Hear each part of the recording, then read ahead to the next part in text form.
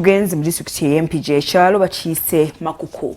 Eno abatuuze bafunye check ng'oluvannyuma lw'okugwa kawanga k'omuntu mu lusuku lw'amatuuze munnaabwe ekibaleesemu entiisa etagambika era abakulu ku kyalo bakinoganyiza nti bakubidde abakulu mu poliisi okutuuka okwekebejja kawanga era nabo kibakoze naye nabo ku kyalo baleese batandise omuyiggo ogw'okumanya obanga waliwo omuntu waabwe yenna eyabuze.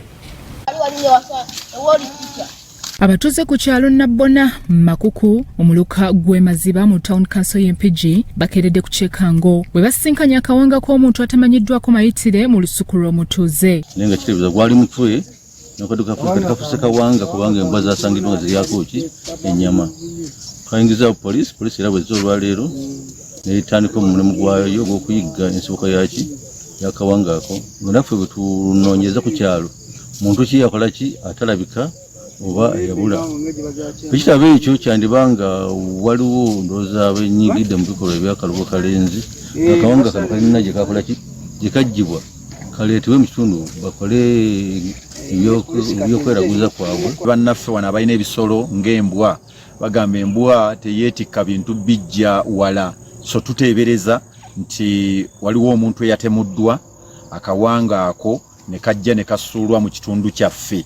Kati tunaba kutegeera oba muntu wa kumpi oba baakajje wala. Oluvannyuma ttiimu y'abambega okuva ku poliisi MPJ etuuse okwekebejja akawanga kano era katutte okwongera okukeekenneenya. Tugende tunoonyereze ekiddako then tujja kubeera abatuuze tubagamba ekigenda mu maaso. Embeera eno wejjedde nga wakayita ennaku 2 okuva omutuuze omu ku kyalo kino lwe yafa ekibwatukira mu kazigo ke yali apangisa. Twakamala okufuna ekikangabwe kya muganda waffe yafiiridde eri Nabbona ate wayiseewo olunaku 2 ate ne tusanga kuno akawanga. Tetumanyi wa gye kaavudde, tumanyi oba kubanga bwe tusanze batugambye nti babadde bakalaba n'embwa nga zikalya ng'ate kabadde kakyaliko ennyama yaako yonna n'amaaso na buli kimu nga kwekiri naye embwa ze zaabiriddeko. Byamutale Mwakizito Vincent, Salt TV, Omunnyo.